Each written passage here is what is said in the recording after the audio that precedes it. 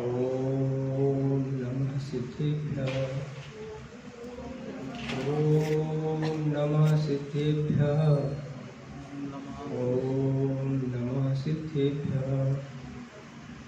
मंगलम भगवान वीरो मंगलम गौतमो गणी मंगलम कुंद कुंदाद्यो जैन धर्मोस्तु मंगलम सर्वमंगल मांगल्यम सर्वकल्याणकारकम प्रधानं सर्वधर्माणां जैनं जयतु शासनं वंदे विद्यादिसागरं तरणिविद्यासागर गुरु तारो मुझे ऋषि करुणा करो कर से दो आशीष यही प्रार्थना आपसे अनुनय से कर जो पल पल पग पग बढ़ चलो मोक्ष महल के ओर सारे सागर छार हैं मम गुरु मधुर अपार नमो विद्या सागर गहूँ कर सागर भव पार। बढ़िया पार्श्वनाथ भगवान की जय। एकट चंद्रपुर भगवान की जय। शासन नायक भगवान महावीर स्वामी की जय। पंच परमेष्टि भगवान की जय। द्वासांग जनवाणी माता की जय। गुरुनाम गुरु आचार्य ज्ञान सार महाराज की जय। आचार्य गुरु विद्या सारमन महाराज की जय। समय सार उपसाई तीन कमरों महाराजों की जय। मुनगा प्रयोग सार महाराज की जय। महाराज की जय। संघ की जय। बात आज से 2000 वर्ष से पूर्व की है।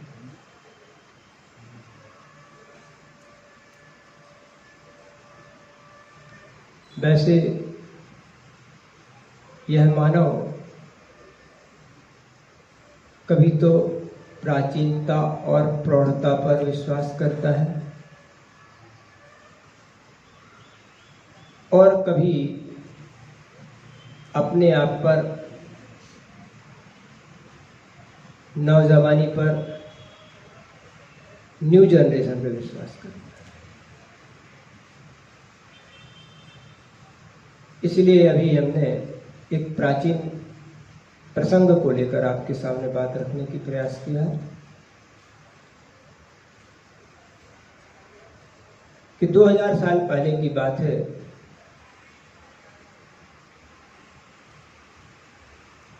जब इस भारत पर 12 वर्षीय अकाल पड़ा।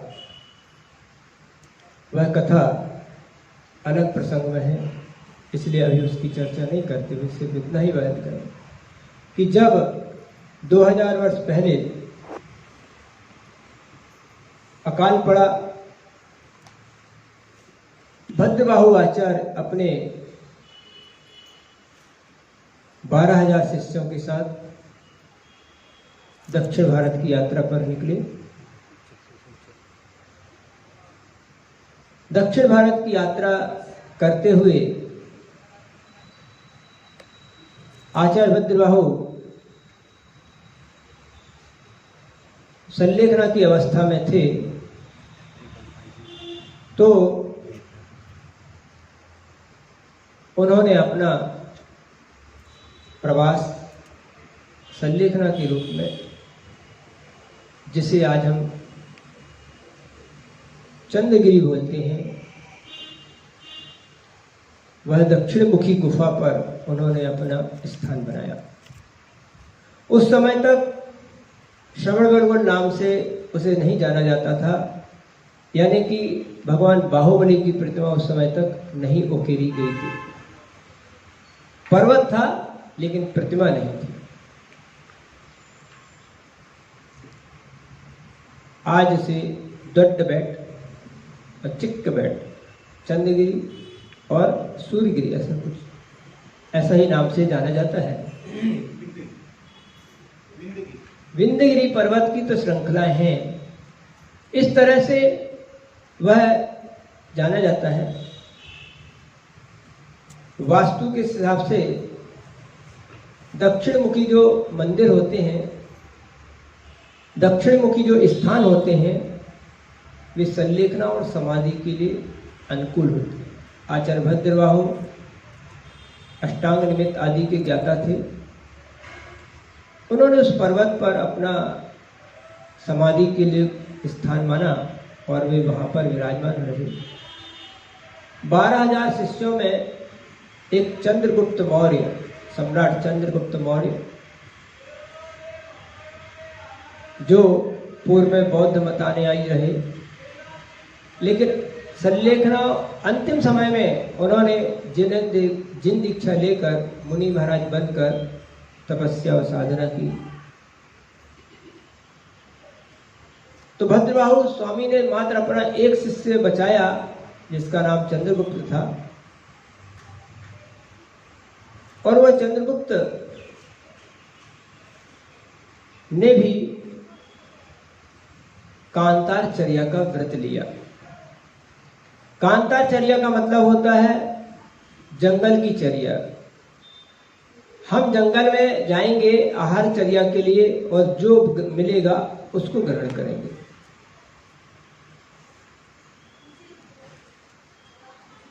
अब जंगल में तो कुछ साधन थे नहीं, तो बोलते हैं धम्मो मंगल मुक्किटम अहिंसा संयमोतवो देवा भी तस्पणंती जस धम्मे सयावण। बहुत से श्रावक सिर्फ इसीलिए दीक्षा नहीं लेते कि सब लोग मुनि बन जाएंगे तो आखिर हमारी सेवा कौन करेगा। ध्यान रखना, जिन लोगों को सेवा करवाने का, जिन लोगों को रोटी का, जिनको पेट का विकल्प होता है, वो कभी साधु बन ही नहीं पाते।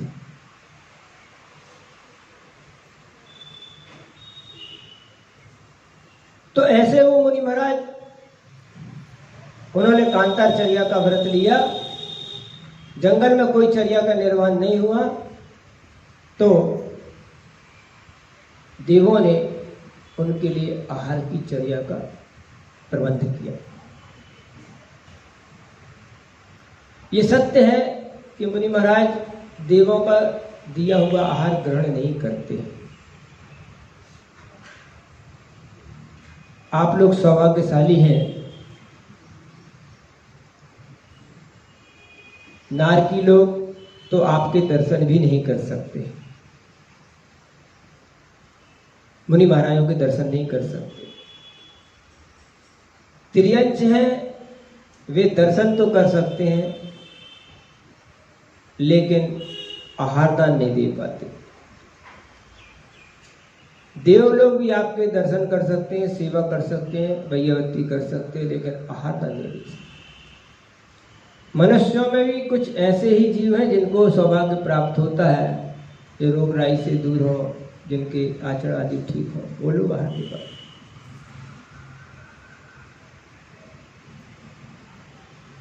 देवों के द्वारा आहार ग्रहण नहीं करना, लेकिन देवों ने उन्हें आहार दिए।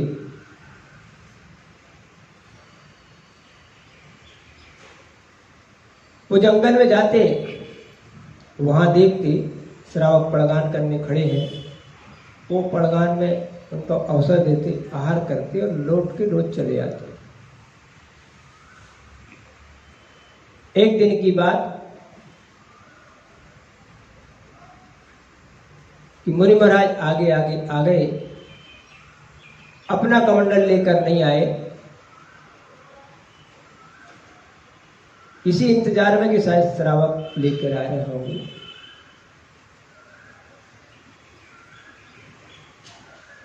ध्यान रखना, कोई कितनी भी ईमानदारी से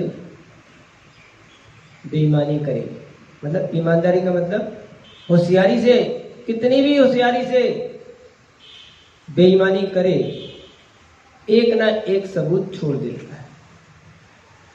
अगर ऐसा ना होता तो आज तक जितने अपराधी थे वो सब बरी हो जाते।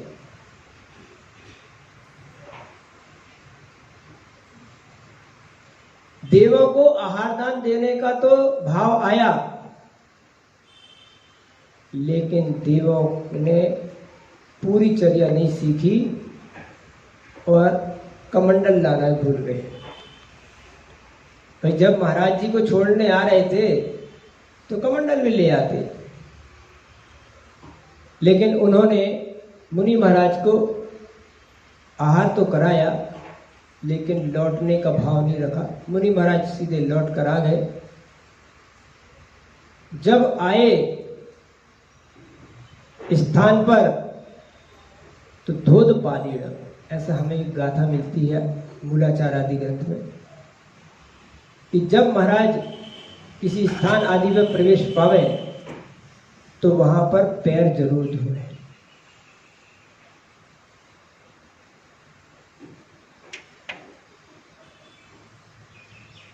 आप लोग पैर कहाँ धोते हैं? 2 स्थान पर धोते हैं, 3 स्थान पर धोते हैं। एक स्थान वह होता है जब मंदिर जी जाते हैं तो चरण पैर धो लेते हैं और अंदर जाते हैं। दूसरे में जब आहार करने जाते हैं तब महाराज जी खड़े होकर धुलवाते हैं, धो, बिना पैर धोए अंदर नहीं जाना। तीसरा, आप लोग जंगल शौच को जाते होंगे तब धोते होंगे, और नहीं भी धोते हो तो वो आप जाने, लेकिन 2 स्थान पे तो पक्के से धोते हैं। एक में खुद धो भी लेते हैं, एक में धुलवाए जाते हैं। वास्तु के अनुसार अपने पैरों को धोना आवश्यक है। जो बाहर से हम ऋणात्मक ऊर्जा लेकर आए हैं वो ऋणात्मक ऊर्जा बाहर छूट जाए, क्योंकि बाहर से लोग सुख दुख वाले, मरण मौत वाले, अशुद्धि वाले सारे प्रकार के जीव हुआ करते हैं, और वो अशुद्धि आचार्यों ने कितनी व्यवस्था बनाई है या प्रकृति ने बनाई है। आपके पैर में लगी अशुद्धि ऊपर नहीं चढ़ती, कभी नहीं चढ़ती। पैर धो लिया आप शुद्ध हो गया, ऊपर धोने की जरूरत नहीं आपको। तो आप पैर धोइए। तो पैर धोने के लिए उन्होंने जैसे कमंडल चाहा वो अपन पढ़ते ना या सुनते शोले का डायना, आधे इस तरफ आधे इस तरफ आधे मेरे साथ, तो जितने थे पीछे वाले भी सब गुल हो गए। पीछे कोई था ही नहीं। अरे कोई कमंडल लेके नहीं आया, कोई बात नहीं, मेरा कमंडल है, मुझे लेके आना चाहिए था, मैं नहीं लाया, चलो मैं चलूं लौट के। मुनि महाराज जी पुनः उस स्थान तक गए, देखा अरे ये क्या हो गया, ये क्या हो गया। अभी तक तो सारी बस्ती बसी थी, सब लोग थे, मैं लगभग इतने ही किलोमीटर इतनी दूर तक अंदाज से चल के आया, 1 किलोमीटर 2 किलोमीटर 3 किलोमीटर आधा घंटे अंदाज रहता साधुओं को।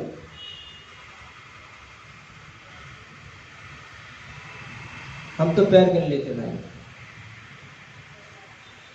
1400 कदम चल लो, मतलब दोनों पैर मिला के तो 1 किलोमीटर हो गया। आराम से चले और थोड़ी तेज से चले तो 1350 में 1 किलोमीटर हो जाता है। आप तो नाप लो।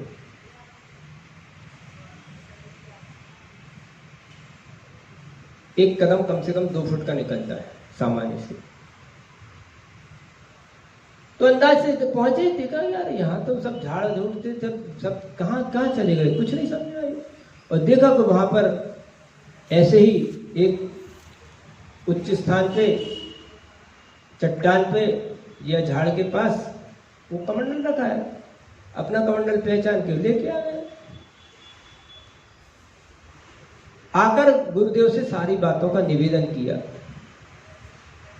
आप देखते होंगे भक्ति के समय 11 बजे, 11:30, पौने 12 बजे ईर्यापद शुद्धि होती है और आचार्य महाराज आप लोगों को भगा देते हैं। भगा देते मतलब अलग कर देते हैं, नहीं चलो। उस समय साधु आहार चर्या में जाते और आते अथवा जाते, करते और लौटते समय जितना प्रसंग हुआ है उस सारे प्रसंग का वर्णन साधु अपने आचार्य गण के जो श्रेष्ठ प्रमुख हैं उनको सुनाता है। आंखों देखा हाल, कैसे गए थे, वहां क्या क्या हुआ, श्रावक ने क्या क्या किया, और मेरे मन में, मेरे वचनों में, मेरी काया में क्या चेष्टा हुई, बाल निकला, जीव निकला, ये तो बहुत दूर की बात है। मेरे अंदर लोलुपता जागी, मुझे खाने के भाव हुए, मुझे ऐसा हुआ कि क्या हुआ, वो सारी चर्चा आचार परमेष्टि को बताकर और उसका प्रायश्चित आदि जो हो उसको ग्रहण करता है साधु। ऐसी गोपनीय चर्चा जिसको हम बोल सकते हैं, उसमें आपको बाहर कर दिया जाता है। पता नहीं कौन सा प्रसंग, क्या चर्चा आ जाए, इसलिए आपको बाहर कर देते हैं। हमने दूसरे संघों में देखा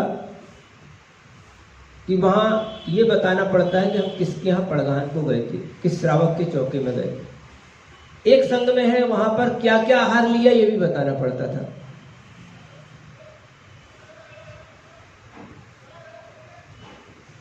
आचार्य वर्धमान सागर जी महाराज जी के संग में ये है कि ये बता देते हैं कि हम किस श्रावक के यहाँ गए।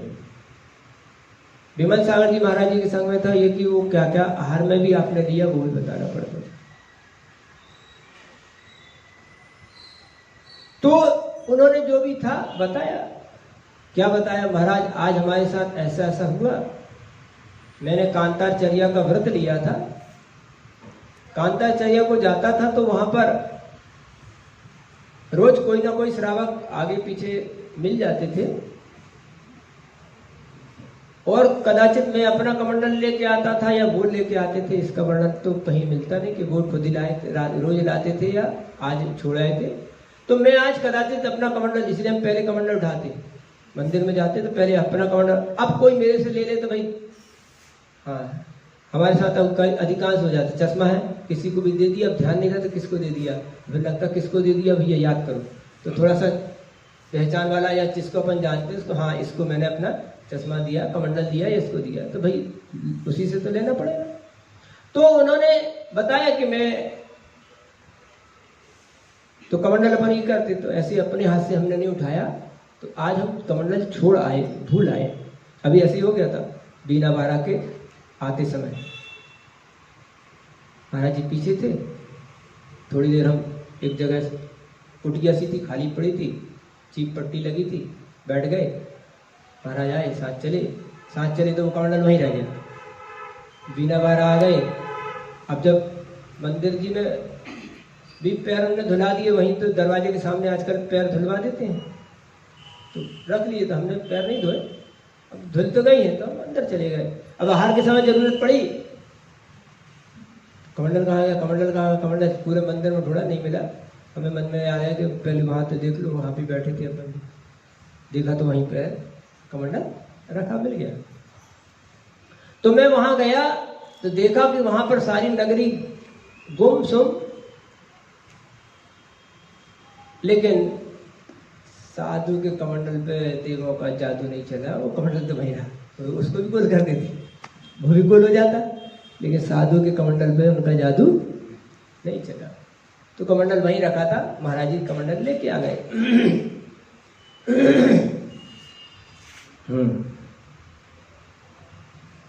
पहला अपराध, थानेदार लिखते ना ये संहिता, काम एक होता है लेकिन धाराएं कई लग जाती हैं। धाराएं 307 भी, 305 भी, 41 भी, 151 भी, है ना, कितनी धारा लगाते हैं। तो पहली धारा, आप अपना सामान स्वयं लेकर नहीं आए हैं। अपने सामान की हिफाजत खुद करनी चाहिए ना। दूसरी धारा, दूसरा अपराध, आपने देवों से आहार लिया। हैं? देवों से आहार लिया? अरे इसमें तो खुशी की बात होना चाहिए। इनको तो देव लोग आके दर्शन करते हैं, इनकी देव लोग सेवा करते हैं, इनको लोग देव लोग आहार आ देते।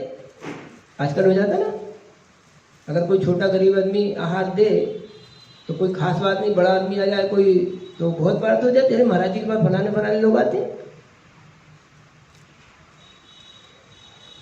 तो देवी देवता लोग इनको आहार दे रहे हैं, तो ये तो बहुत बड़ी बात हो गई ना। कितना अच्छा इनका पुण्य है। किसी लेख के लिए तो मनुष्य भी नहीं मिलते,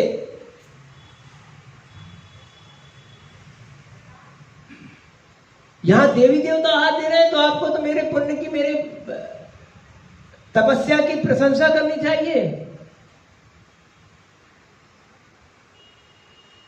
वो भद्रबाहु आचार्य थे, भले पंचम काल के थे लेकिन छठे काल से बहुत दूर थे। आज के आचार्य छठे काल की तरफ बढ़ रहे हुए होते, आज के तो कहीं बोल देते बहुत अच्छा बेटा तो बहुत पुण्यशाली है।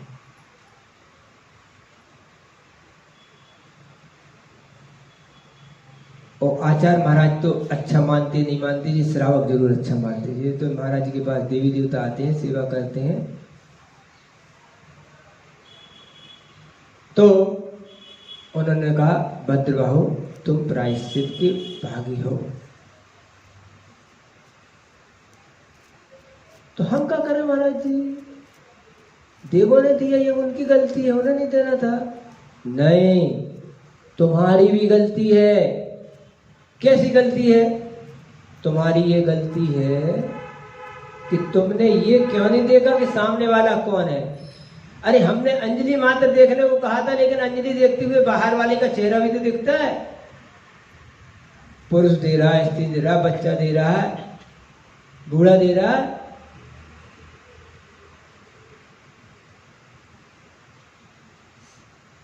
तो वही तो मैंने देखा था कि आदमी देते थे, मैंने किसी से तो नहीं लिया। नहीं, एक और देखना था तुमने, तुम्हें ये भी देखना था उसकी आंखें झपक रही कि नहीं झपक रही। देवों की आंखें झपकती, पलक नहीं टपकती, अनिमेष कहा जाता है। देवों की छाया नहीं गिरती। दो ही पहचान है देवों की हमारी जानकारी में, देवों की परछाई नहीं गिरती और देवों की आंखें नहीं झपकती। अगर किसी के ऊपर देव आ जाए तो भी उसकी आंखें नहीं झपकती, फिर झपकना बंद हो जाती। इसलिए पंडा पहले आंखों में पानी मारता, बोल कौन है, बोल कौन है। अगर आंख झपक गई समझ लो कि ये देव नहीं है, इसके ऊपर देव नहीं आया। क्योंकि औदारिक शरीर है, इसलिए छाया तो पड़ेगी, फोटो तो निकलेगी, लेकिन जो आया हुआ देव है उसकी वजह से उसकी आंखें नहीं झपकनी चाहिए। अगर आंख झपक गई, खांसी आ गई, छींक आ गई, थूक गुटक लिया, गला साफ कर लिया, समझ लेना देव नहीं है इसके अंदर। नाक सुड़क ली, ऐसा नाक सुड़क ले, लार टपक रही, लार को ऐसा खींच ले, समझना इसको देव नहीं है।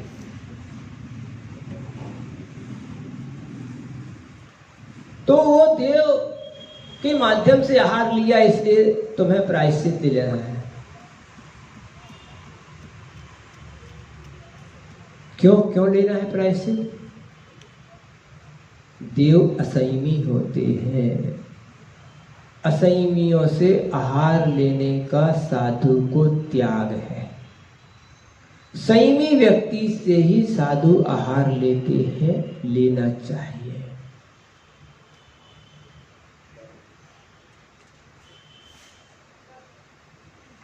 पूर्व काल में, वर्तमान काल में भी इनकी कुछ कुछ पहचानें रही हैं। आज हमने उन पहचानों को भुला दिया है, उनमें शिथिलता अपना ली है, इसलिए विसंगतियां हो गई।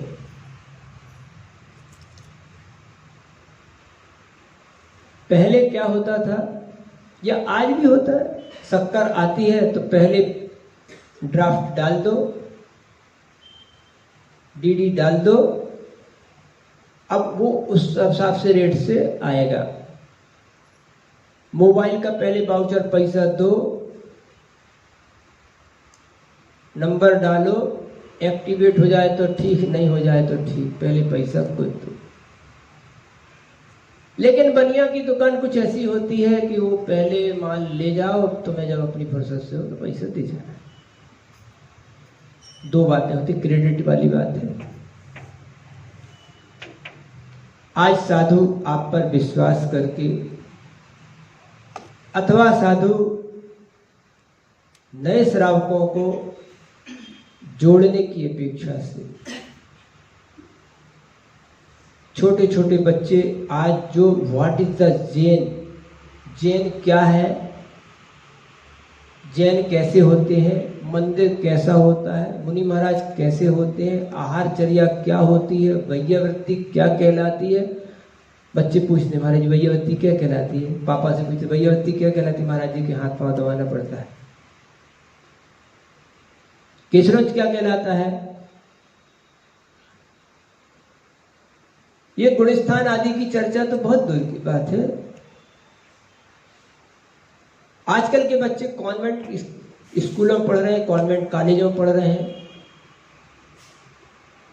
भौतिक रूप से अन्य धर्मात्मा बच्चों के साथ रहते हैं तो उन दिनचर्याओं में कभी ऐसे ऐसे नमस्कार करने लगते हैं। क्यों? कॉन्वेंट में पढ़ के आए हैं। ऐसे बच्चे त्याग के नाम पर हाथ छुटका के भाग जाते हैं। हम तो महाराज जी के पास नहीं जाएंगे, महाराज जी हमसे त्याग कराते हैं।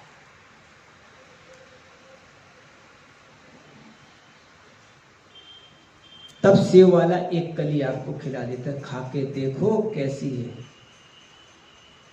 सेव खिलाने को नहीं बैठा है, सेव बेचने के लिए बैठा है।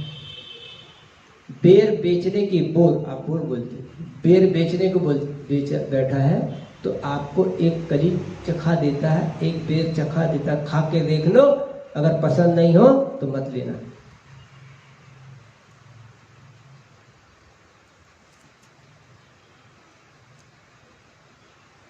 जो व्यापारी जो 100 रुपये का माल आज उधार लेके जाता है, कल वो लाखों का माल भी उठाने लगता है।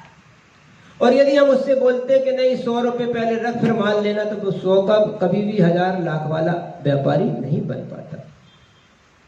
ये बात सत्य है। कभी एक आध दो व्यापारी चूक जाते हैं, डूब जाते हैं, लेकिन व्यापारी अपना व्यापार उधार देना बंद नहीं करता। उसे मालूम है कि इन्हीं से कमाया है। और यही एक विद्या है, यही एक कला है कि गुरुदेव ने जहां एक छोटा सा त्याग नहीं लेने वाले बच्चे, बड़े बड़े पढ़े लिखे, बड़ी बड़ी पोस्टों पे सर्विस करने वाले पूरे घर को छोड़ने का और वस्त्रों को त्याग करने का भाव लेके बैठ जाते। अगर आप उसी एक त्याग के लिए रुके रहे कि अमुक त्याग ही करोगे तभी हम आपसे आहार लेंगे, मंदिर में आने देंगे, प्रवचन सुनाएंगे, तो शायद ये जो 200, 250, 300, 500 और ब्रह्मचारियों की गिनती हजारों की संख्या में जो आचार्य श्री ने स्वीकार की है, वो संख्या कभी नहीं बढ़ पाती।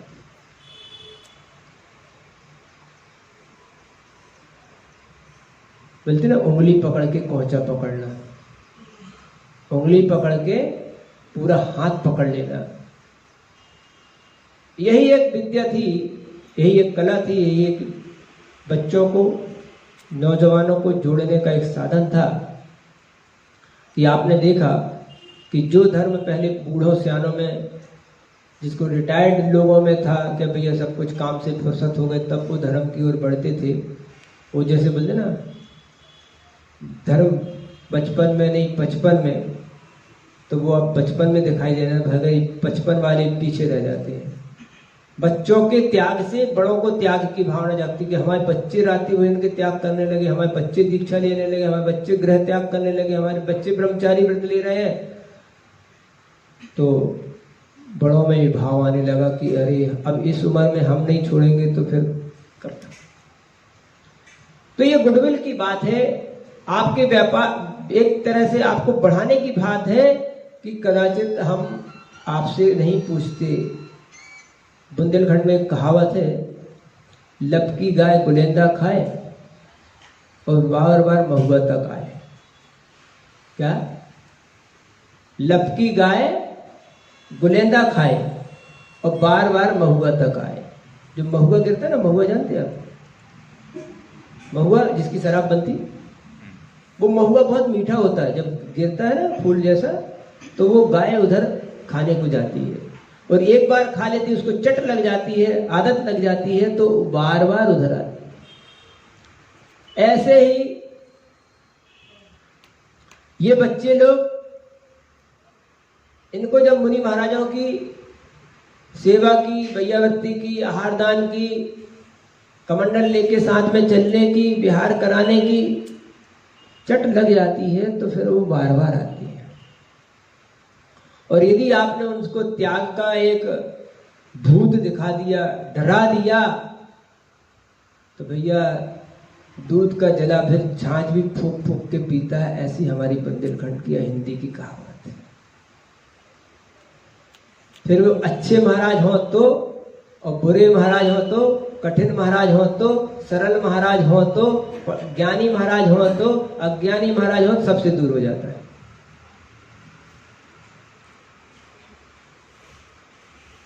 लेकिन इसका मतलब ये भी नहीं है कि हम त्याग नहीं कराते। हमारा त्याग करा के आहार करने का या त्याग है, ऐसा भी नहीं है।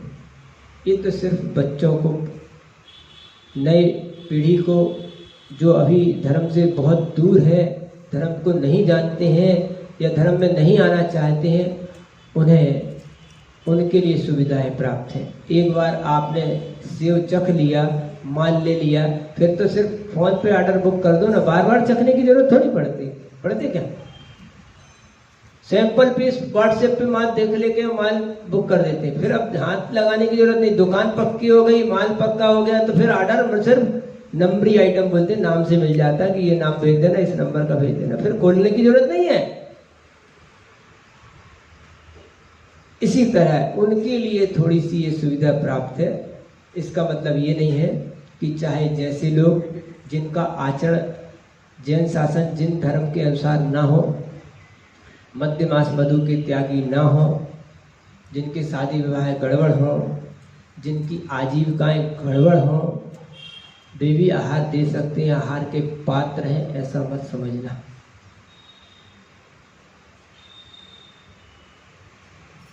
क्योंकि किसी की रोजी, बोलते ना, एक उर्दू की कहावत है, रोजी से रोजा, हिल्ले रोजी बहाने मौत।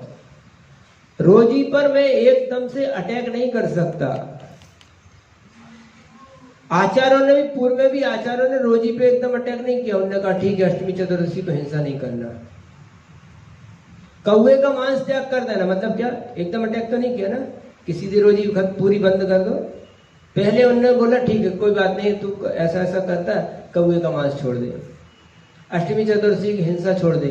अच्छा एक काम कर, शुरू की एक मछली छोड़ देना, पहली मछली राम की, तो हम करते ना, राम, गिनती नहीं गिनती, 1 2, तो पहली मछली राम की, पहले उसको तो जीवन दान दूंगा, अष्टमी चतुर्दशी हिंसा नहीं करूंगा, कौवे का मांस नहीं खाऊंगा, आदि आदि बाद में बातें हुई जब व्यक्ति धर्म से जुड़ जाता है। तो इसीलिए ये मत समझना कि हम आपकी आजीविकाओं का समर्थन करते हैं, आपके शादी विवाह का समर्थन करते हैं, कि आपके रात्रि भोजन या पूजा अभिषेक नहीं करने का समर्थन करते, नहीं। आप इस योग्य बने, पहली सीढ़ी दूसरी सीढ़ी तक आगे तक बढ़ें, इसके लिए कदाचित थोड़ा सा, जैसे बोलते हैं, नज़रअंदाज कर देते हैं, आंख मीच लेते हैं। लेकिन इसका मतलब ये भी नहीं है कि हम ये चाहते हैं कि आप चाहे जैसे हो, जिस तरह की आचरण करते हो, उस तरह आप आहार पानी दे सकते हैं, ऐसा नहीं है। क्योंकि आचार्यों ने कहा कि असंयमी व्यक्ति से आहार लेने पर आचार्य भद्रबाहु स्वामी ने चंद्रगुप्त सम्राट चंद्रगुप्त मौर्य अतिशयकारी साधु को प्रायश्चित दिया। समझ आया आपको बात? इसीलिए हम आपसे बोलते हैं, आपकी गुडविल, आपके क्रेडिट पर विश्वास करते हुए, कि आप अगर ऐसी स्थिति परिस्थिति में जी रहे हो तो स्वयमेव साधु की कमरे में, साधु की चौकी में अपने लिए आहार लगाने की कोशिश ना करें। हमें कुछ कहना पड़े इसके पहले अपनी छाती पे हाथ रख के खुद सोच लेना कि हम साधु की किस चर्या के योग्य हैं और किस चर्या की योग्य नहीं। जज भी यही तो कहता कि गीता पे हाथ रख के कहो, समय सार पे हाथ रख के कहो, भगवान पे हाथ रख के कहो कि हम गलत नहीं कहेंगे। इसलिए करता ना। ऐसे आप अपनी छाती पे हाथ रख के स्वयं विश्वास कर लेना, बोल लेना, सोच लेना क्या हम आहार चर्या के योग्य हैं कि नहीं। और दूसरी बात ये कि अगर मान लो आपने आहार चर्या का, विहार चर्या का, निहार चर्या का, वैयावृत्ति का कोई उपयोग किया है, साधु का संपर्क पाया है, तो कुछ तो टिप्स डालते जाओ भैया थाली में। कुछ तो टिप्स डाल दो कि आज आपने हमें ऐसा सौभाग्य प्रदान किया है, तो आज मैं महाराज जी रात्रि में इनका त्याग करता हूँ, आज मैं पूजन अभिषेक का नियम लेता हूँ, आज मैं इस दुर्व्यसन का त्याग करता हूँ, आज से मैं सुधरने का प्रयास करता हूँ। और कल ऐसा भी अवसर आएगा हमारे लिए, लिखा ना, वंदे तद्गुण लब्धिये, मुझे मुनि महाराज से लेकर मोक्षगामी जीव बनने के लिए तीर्थंकर और अंत बनने तक की प्रेरणा देने वाले भगवान, मैं एक दिन ऐसा भी अवसर आऊंगा कि मैं वहां तक संपूर्ण त्याग करके उस स्थान तक को पहुंच सकूं, ऐसी योग्यता हो। लेकिन अभी तो इतने में संतोष कीजिए। जितने बार आप साधु संपर्क में आए, जितने बार उसको आहार दें, जितने बार वैयावृत्ति करें, तो वो रंग दिखाई देना चाहिए, वह प्रगति दिखाई देनी चाहिए कि ऐसा ना हो कि हर जिंदगी से उसी पहली क्लास में बैठे हैं, है ना। एक और कहावत सुन लो, नहाए के बाल और खाए के गाल अलग दिखते हैं। नहाए के बाल, नहा लेता तो आदमी बाल दिखने लगते, नहाया धोया है। अब आप देखते नहीं है तो हम क्या करें। सर्कल सूरत आदमी की ऐसी, तब नहा भी ले तो वैसे ही लगे, हम क्या करें। तो नहाए के बाल और खाए के गाल, अगर आदमी खाना खा के आता है तो ऐसा लगता है भाई यहाँ भरे पेट है। तो ऐसा ही साधु संगत अगर आप कर रहे हैं तो प्रति समय आपके अंदर परिवर्तन आते जाना चाहिए कि पिछले बार से इस बार में मेरे अंदर आया। सप्ताह सागर जी के चातुर्मास के बाद पवित्र सागर प्रयोग सागर के चातुर्मास में रंगत अलग दिखनी चाहिए। जितना दूध घुटता जाता उठता जाता तो गढ़ियाता जाता है, उसकी गंध अलग आती है, उसका स्वाद अलग आता है, उसका रंग अलग हो जाता है। ऐसे ही पिछले वक्त की वक्त से इस वक्त आपके अंदर आनी चाहिए, आपके अंदर परिवर्तन आना चाहिए।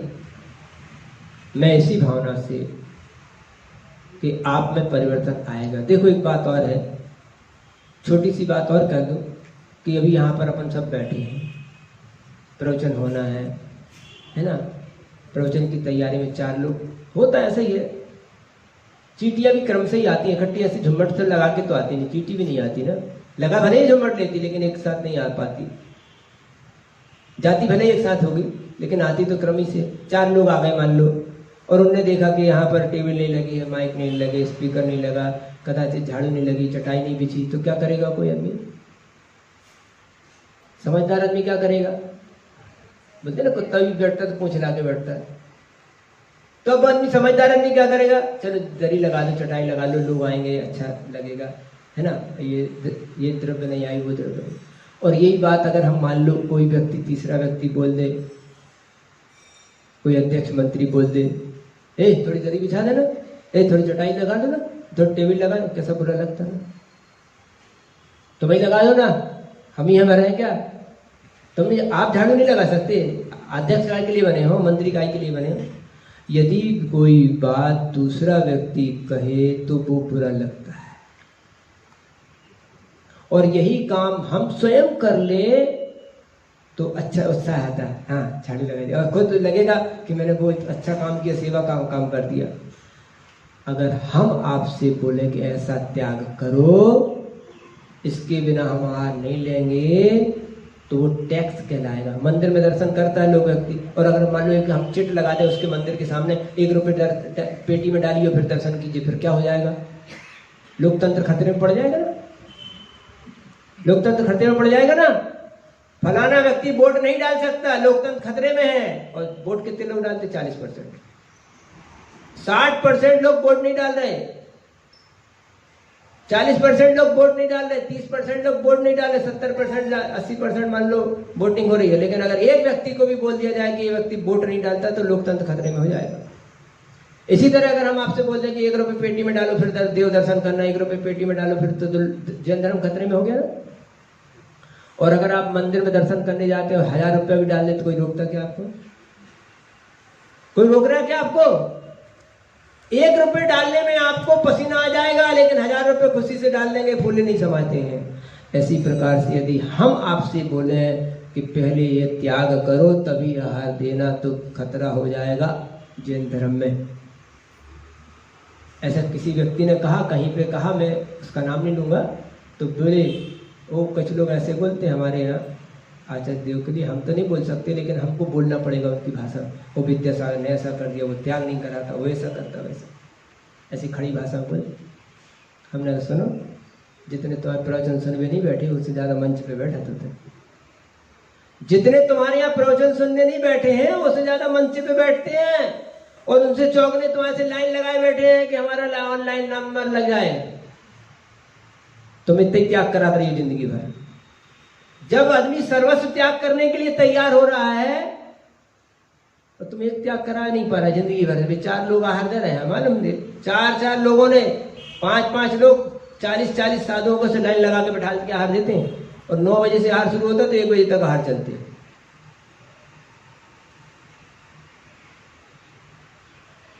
और इधर कपड़े उतारने वालों की लाइन लगी, इतने नरियल चढ़ते, महाराज जी को छांटना पड़ता है कौन से नरियल उठाए। तो ये तो व्यापार करने का तरीका है। ये बात सत्य है कि 1-2 व्यापारी तो डूबेंगे ही। माल्या जैसे डुबा दे हैं देश को, 60-60 हजार करोड़ 6-6 हजार करोड़ डुबा रहे, तो उसमें कंपनी का बैंक बंद कर देगी। लेकिन इसका मतलब ये नहीं होता है कि धर्म में दूषण लग गया। एक आध व्यक्ति के माध्यम से, जैसे अब साधु संत ऐसे हो जाते हैं, तो इसका मतलब ये थोड़ी कि वो परंपरा ही खराब है, वो खेत खराब है, वो नगर खराब है, ऐसा नहीं हो सकता है। इसलिए हम आप पर विश्वास करके ये चाहते हैं कि तुम उचित रूप से हमारी खुद कीमत करो कि आज हमने आहार, मुनि महाराज को आहार दिया है, आज उनकी वैया व्यक्ति की, आज उनका चरण स्पर्श किया है, आज हमने मंदिर में दर्शन किए हैं, तो हमें इसकी क्या निछावर देनी चाहिए, क्या टिप्स देनी चाहिए, ये तुमको सोचना है। हम तो तुम पर डाल रहे हैं, और ये बोझ तुम उठा नहीं पाओगे। और ये बोझ अगर आप उठाते हैं तो ये बोझ नहीं लगेगा, आपको आनंद आएगा। उसी तरह कि अगर हम मंदिर में ये बोर्ड लगा दें कि 1 रुपये पेटी में डालो फिर दर्शन करना, उसकी अपेक्षा से आपके ऊपर देते हैं कि आपने मंदिर में दर्शन किए, आप मंदिर के लिए, समाज के लिए, धर्म के लिए क्या निछावर कर देना चाहते हैं, ये आपके ऊपर है। तो बंधु, ये मत समझना, मैं बात इसके लिए कहने बैठा हूँ कि आप ये नहीं समझना कि हम त्याग कराकर आहार नहीं लेते हैं। त्याग कराने का हमारा त्याग है, हमें त्याग कराने से कुछ खुजली होती है, ऐसा नहीं है। ये तो हमने एक ऐसा व्यवहार बनाया कि आप स्वयं समझदार हैं, चिट्ठी लिख देते हैं शेष, आप स्वयं समझदार हैं। तो आप समझदार हैं कि अगर हम साधु संगत कर रहे हैं, जैनत्व को हमने स्वीकार किया है, जैन धर्म में अगर हमने जन्म लिया है, तो हम जैनियों का क्या आचरण होना चाहिए, हमारी क्या चर्या होनी चाहिए, हमारा क्या व्यापार होना चाहिए, हमारा क्या व्यवसाय होना चाहिए, ये हम आप पर डालते हैं। हम आप पर थोपते नहीं हैं। अगर हम थोप देते हैं तो वो आपके लिए कष्टकर हो सकता है। और ये विवेक अगर आपके अंदर जाग जाए कि मुझे क्या करना चाहिए और क्या नहीं करना चाहिए, और मैं कब तक उस स्थान पर बैठा रहूं, कितने सालों से एक ही क्लास में पढ़ता रहूँगा, हम अपनी जिसको नींव को कब तक मजबूत करते रहेंगे, ज़िंदगी भर एक पहली क्लास में बैठ के मजबूत करोगे क्या। इसलिए थोड़ा उठो और उठकर चलना सीखो। बस इतना बोल के कि गिरते हैं सहसवार मैदानी जंग में, वो तिफल क्या गिरेगा जो घुटने की बल चलता है। हमने तय की है मंजिलें कुछ इस तरह है, गिर पड़े, गिर कर उठे और उठकर चल। गिरने के डर से नहीं, वो त्याग व्रत की बात है फिर करूँगा कि गिरने के डर से नहीं, उठने की भावना से अगर कुछ नियम टूट फूट भी जाते हैं तो आप डरिए मत, आप नियम लीजिए, संकल्प लीजिए और सोच समझ के लीजिए और बढ़िए। लेकिन ये मत समझिए कि मुनि महाराज त्याग नहीं कराते हैं हम लोगों को, बल्कि बिना त्याग वालों से आहार लेने में दोष लगते हैं और ऐसा पूर्वाचार्यों ने किया है। तो इसलिए हम भी निर्दोष बने रहें, हमारी भी चर्या निर्दोष बनी रहे और आप भी निर्दोषी बने। इन्हीं भावना से बोलो हिंसा परमो धर्म की।